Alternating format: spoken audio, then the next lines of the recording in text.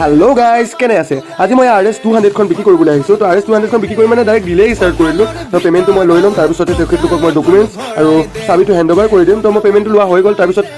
তেখেতক চাবি আৰু ডকুমেণ্টছখিনি হেণ্ড অভাৰ কৰি দি ভাবিলোঁ এটা ভিডিঅ' বনাই লওঁ কাৰণ মই যেতিয়া তেখেতলোকক বাইকখন বিক্ৰী কৰিছোঁ তো ভিডিঅ'টো বনোৱা বহুত বেছি জৰুৰী তো মই যেতিয়া ভিডিঅ' ষ্টাৰ্ট কৰি দিলোঁ বনোৱা তো তেখেতৰ পাৰ্টনাৰো আহি হেলমেট পিন্ধিয়ে ভিডিঅ' কৰা ষ্টাৰ্ট কৰি দিলে বাৰু যি কি নহওক তেখেতলোকে যেতিয়া বাইকখন লৈছে তো ভিডিঅ' কৰাটো বিশেষ জৰুৰী তাৰপিছত ফাইনেল ডিলটো কৰা হৈ গ'ল আৰু ডিলটো কৰিয়ে মই এইখন ফাচিনো লৈ আহিলোঁ এই ফাচিনোখন হৈ গ'ল 2021 আৰু ফাচিনোখন সঁচাকৈ বহুত ভাল কণ্ডিশ্যনত আছে আৰু ছেকেণ্ড হেণ্ডেই হয় যিহেতু সৰু সুৰা কিছুমান প্ৰব্লেম থাকিব কিন্তু ৰানিংটো একেবাৰে কম হৈ আছে ফাচিনোখনৰ ৰানিং হ'ল 12,000 আৰু এটা কথা আপোনালোকক জনাই দিওঁ দেই কিন্তু এই ফাচিনোখন মই আপোনালোকক অনলি ভিডিঅ'টোহে দেখুৱাব পাৰিছোঁ কাৰণ এই ফাচিনোখনৰো অলৰেডি মোক কাষ্টমাৰে ফোন কৰি আছে তো কাষ্টমাৰক মই আজি দেখুৱাৰ আগতে ভাবিলোঁ বাইক স্কুটিখন মই এবাৰ ধুনীয়াকৈ ৱাছত গৈ ধুই লওঁ তো তেতিয়া কাষ্টমাৰে যিহেতু ভাল পাব তো ধুনীয়াকৈ মই এতিয়া কাৰ ৱাছত আহি পেলাই স্কুটিখন ধুই লৈছোঁ আৰু ইতিমধ্যে মোক কাষ্টমাৰে কল অলৰেডি কৰি আছে তো মই কাৰ ৱাছৰ পৰা ডাইৰেক্ট গৈ মই কাষ্টমাৰৰ ওচৰত পাই গ'লোঁ আৰু কাষ্টমাৰৰ লগত ফাইনেলি ডিল কৰা